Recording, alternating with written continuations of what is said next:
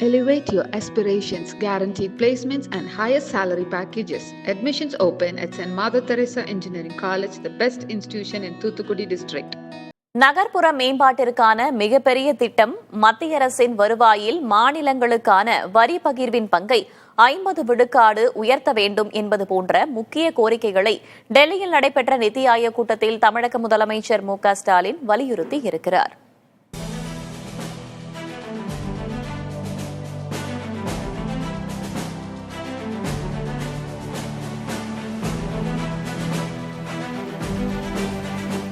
டெல்லியில் பிரதமர் மோடி தலைமையில் நடந்த நிதி ஆயோக் கூட்டத்தில் பங்கேற்ற தமிழக முதல்வர் ஸ்டாலின் மாநிலம் சார்ந்த பல்வேறு கோரிக்கைகளை முன்வைத்துள்ளார்.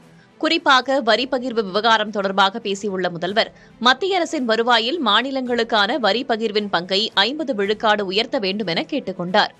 அதாவது மாநிலங்களுக்கு வரி பகிர்வு 41% என்ற நிலையில் தற்போது 33.16% மட்டுமே வழங்குவதாகவும் குறிப்பிட்டார். அதே சமயம் அம்ருத் திட்டத்தைப் போலவே நகர்ப்புறங்களை மேம்படுத்தும் நோக்கத்தில் சிறந்த உள்கட்டமைப்பு, இயக்கம் மற்றும் சுகாதாரத்தை மையமாக கொண்ட ஒரு புதிய நகர்ப்புற மறுமலர்ச்சி திட்டத்தை உருவாக்குவது அவசர தேவை என்றும் முதலமைச்சர் ஸ்டாலின் வலியுறுத்தினார்.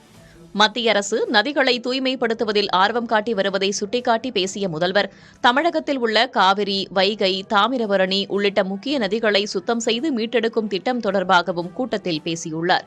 அதேபோல PM ஸ்ரீ திட்டம் தொடர்பான புரிந்துணர்வு ஒப்பந்தத்தில் சில மாநிலங்கள் கையெழுத்து போடாததால் SSA நிதி மறுக்கப்பட்டிருப்பதை கூட்டத்தில் சுட்டிக்காட்டிய முதலமைச்சர் ஸ்டாலின், 2024-25 ஆண்டில் தமிழகத்திற்கு மறுக்கப்பட்ட 2200 கோடி ரூபாயை தாமதமின்றி ஒருதலைபட்சமான நிபந்தனைகளை வலியுறுத்தாமல் நிதியை விடுவிக்க வேண்டும் என்று கேட்டுக் கொண்டுள்ளார்.